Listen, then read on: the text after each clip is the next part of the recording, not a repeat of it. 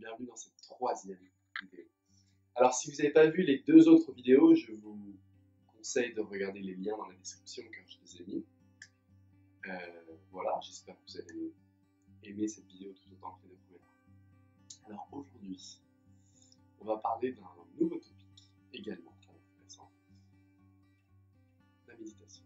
Et 5 secrets pour apprendre à mieux méditer, pour commencer à méditer.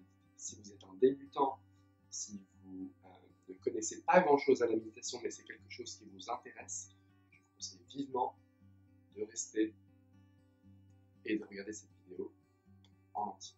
Voilà. Alors, quels sont les 5 secrets qui m'ont aidé personnellement et donc j'espère vous aideront également à mieux méditer, commencer la méditation. Premièrement, ne vous focalisez pas trop sur la position dans laquelle vous méditez. Alors, évidemment, sur tous les bons sites de méditation, on vous dira le lotus, la position avec les pieds comme ceci. Alors, il y a le semi-lotus, le lotus complet.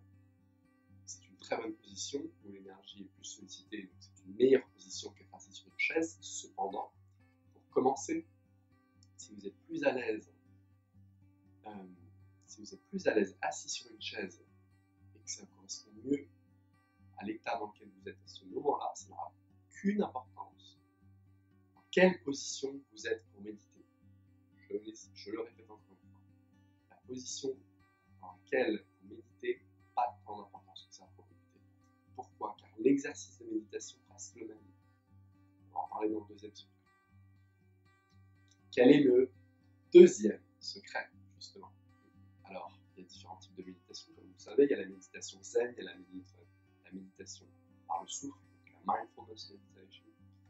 Moi, ce qui m'a aidé le plus, c'est au début de faire la méditation par le souffle, donc la mindfulness meditation, parce que c'est plus simple qu'observer ses pensées, on dit, ce qui correspond plus à la méditation zen. Pourquoi? Parce que tout ce que vous avez à faire pour la mindfulness meditation, vous vous asseyez sur une chaise ou en lotus, ou peu importe, une position qui vous convient. Vous respirez. Prenez 5 minutes par jour et vous respirez. C'est aussi simple que ça. Et c'est pour ça que ça convient à énormément de débutants au début. C'est parce que c'est très simple. On arrive vite à des résultats. Après, quand vous serez à un niveau un peu plus avancé de la méditation, vous pourrez observer vos pensées plus facilement. Au début, c'est compliqué. On essaye d'observer ses pensées. On a plus une espèce de brouillard, une espèce de charabia de pensée qu'autre chose. Donc, ce que je vous conseille de faire encore une fois, commencez par apprendre à respirer. Voilà, c'est ce qui m'a aidé au début. C'est ce qui est le plus simple, selon moi, encore une fois. Chacun est différent. Quel est le troisième secret pour mieux apprendre à méditer également, mais surtout pour commencer à méditer? Lisez des bouquins qui correspondent à la méditation. Alors, j'ai un super livre que je vais vous donner, Le pouvoir du moment présent d'Eckhart Tolle. Alors, c'est pas un placement de produit, je vous rassure. C'est juste un super bouquin. Super bouquin. Qui m'a tellement aidé au début pour comprendre ce que c'est que la méditation. Et les choses liées à la méditation. L'esprit, le corps, le conscient, l'inconscient, la pensée, etc. Lisez-le. Super bouquin. Le quatrième secret, qui est très important pour la méditation. Ne paniquez pas si vous n'y arrivez pas trop au début, vous n'arrivez pas trop à vous détacher de vos pensées, vous n'arrivez pas trop, vous avez l'impression de mal faire la méditation, ça n'a aucune importance. Tant que vous prenez le temps de vous asseoir sur une chaise, en position lotus, peu importe quelle position, encore une fois, 5 minutes par jour, même si vous allez monter au bout d'un moment, 10 minutes, 15 minutes, 30 minutes, même 5 minutes, même 2 minutes, si vous pouvez pas faire 5 minutes. Et vous prenez le temps de vous asseoir et juste vous concentrer sur votre respiration, ça sera déjà un excellent début. Vraiment. C'est pas grave si vous vous avez l'impression de mal méditer. Ça, c'était vraiment mon problème au début. J'avais tout le temps l'impression de mal méditer. Du coup, j'avais cette espèce de pensée,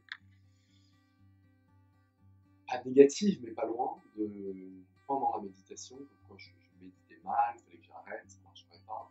Ça n'a aucune importance de comment vous le faites. Si, ça a de l'importance, mais pour le début, pensez juste, encore une fois, à respirer du bas-ventre.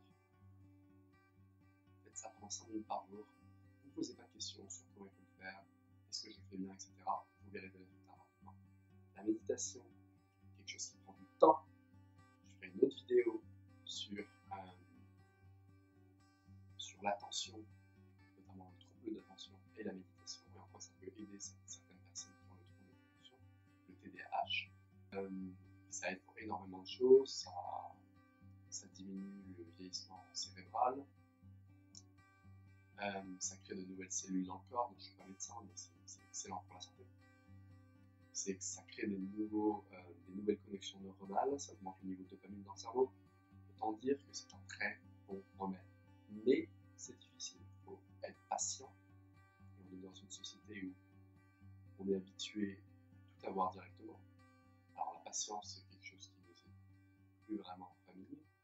On est habitué à avoir notre nourriture en 2-3 mouvements, notre eau, tout ce qu'on a.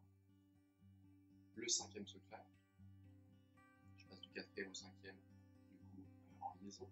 Le 5e secret, la patience. La patience, très important. Soyez patient, ça va marcher. Vous le sentirez quand ça marchera. Vous allez poser une question. Quand est-ce que je saurai que ça marche? Vous le saurez. Ne vous inquiétez pas, vous le saurez. Soyez patient. C'est pas un médicament que vous foutez dans votre cerveau et qui affecte les neurotransmetteurs, comme le Concerta par exemple. J'en parlerai dans une autre vidéo encore. Mais ça affecte votre cerveau, ça affecte, vous pouvez le voir sur internet, un cerveau avant méditation, un cerveau après méditation. Des cerveaux après 20 ans de méditation, des cerveaux avant 20 ans de méditation, et vous verrez les différences, c'est impressionnant. Donc la patience, les amis, la patience,